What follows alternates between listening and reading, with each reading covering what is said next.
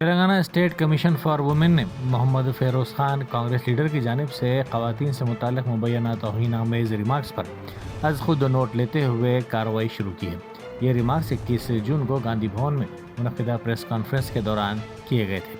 Commission کا کہنا ہے کہ یہ بیانات خواتین خصوصاً تلنگانہ کی خواتین کے لیے تضحیک آمیز اور غیر مہذب ہیں، جنہیں نظر انداز نہیں کیا جا سکتا۔ اس ضمن میں فیروز خان کو ہدایت دی گئی کہ وہ 4 جولائی کو 11 بجے دن کمیشن کے روبرو حاضر ہوں۔